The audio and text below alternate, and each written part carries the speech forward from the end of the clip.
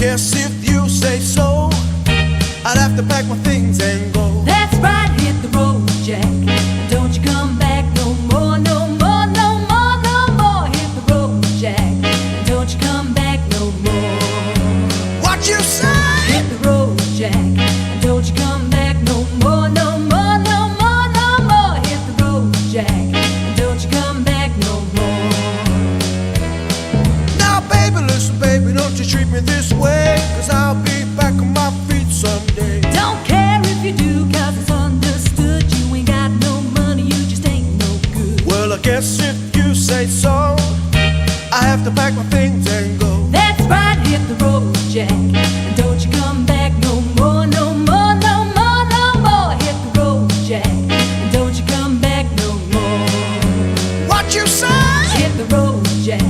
Don't you come back no more, no more, no more, no more. Hit the road, Jack. Don't you come back no more. Don't you come back no more. Don't you come back no more. Balla chili cha cha, balla chili cha. Dance your chili, dance your cha cha, balla chili cha cha. Dance so feel your body hot. You got another shot. Feel your body, shake your body hot.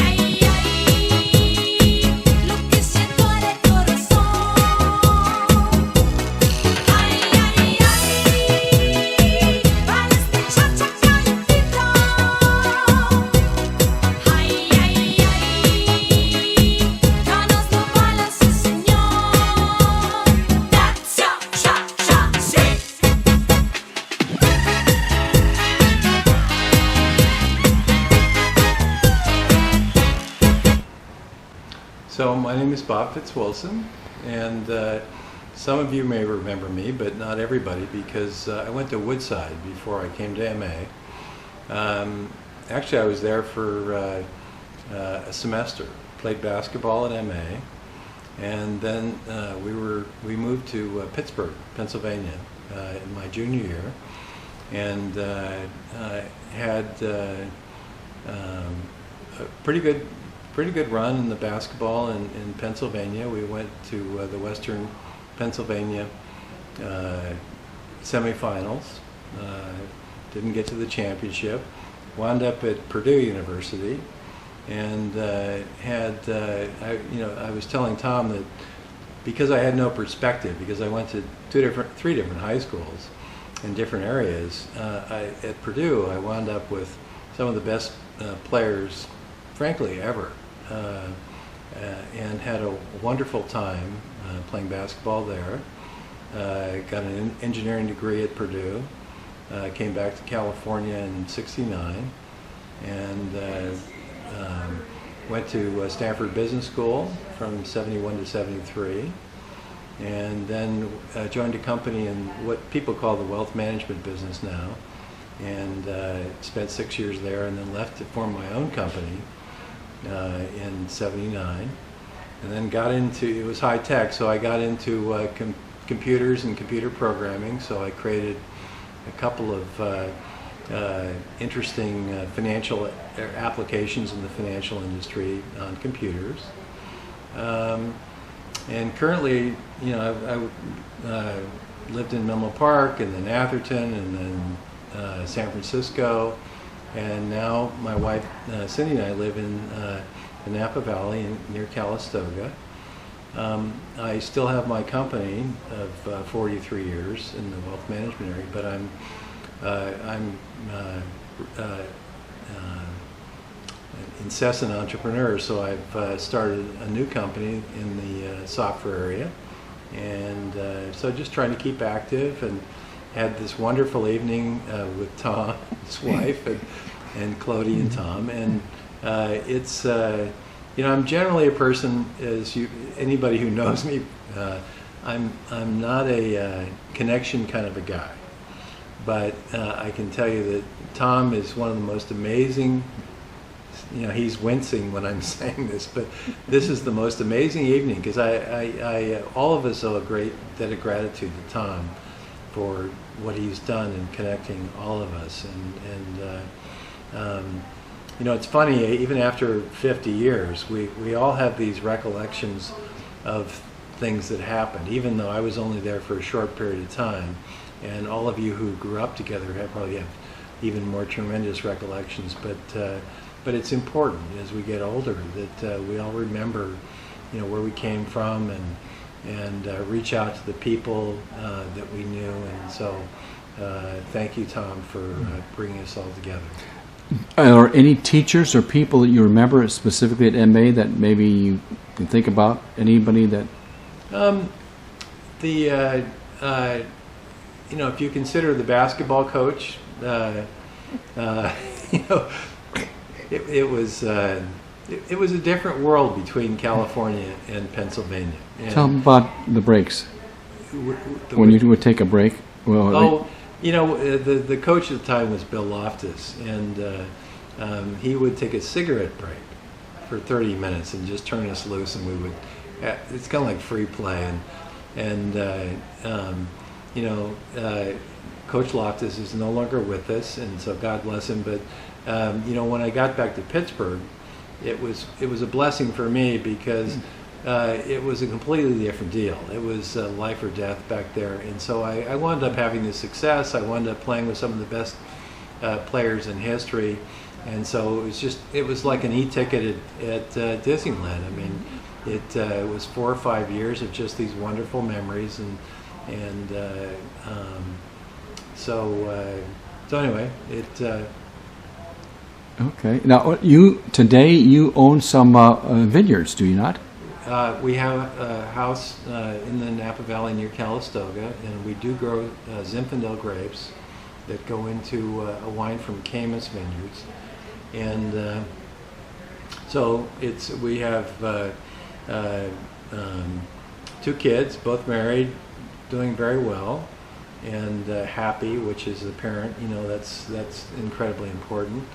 and trying to stay active. Between my business, I've been doing it for 43 years, and the software enterprise that I'm trying to create, it's who knows what it turns into, but it's something that I can contribute.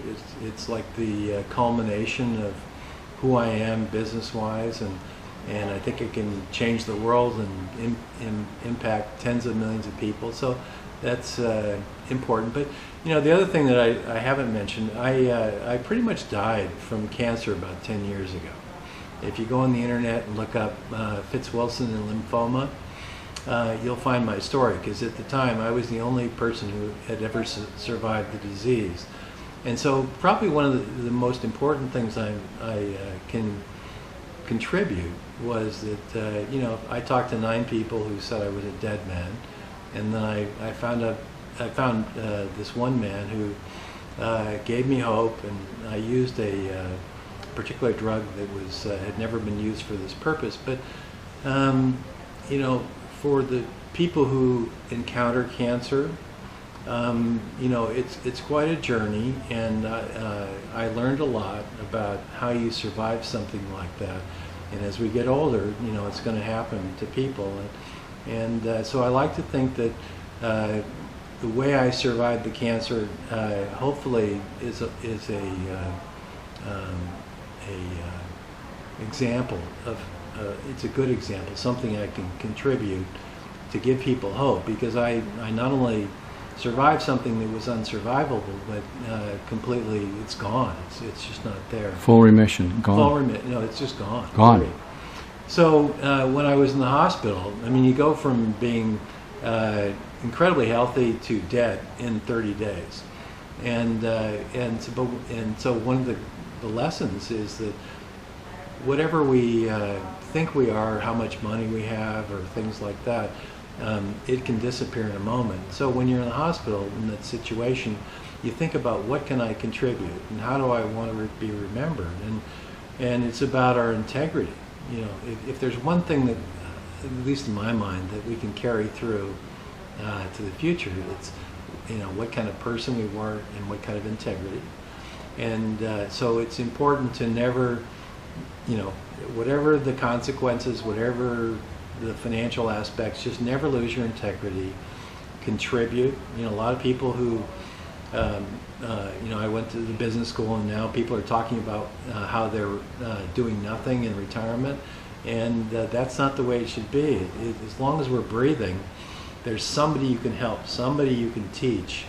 And so the software thing, I'm just this crazy 60-year-old, 8-year-old guy who thinks I can change the world, but it's important to just keep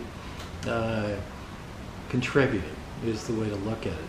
And it's good for you, it's good for your family, maybe it's good for lots of people, but just never stop pushing forward, never stop contributing.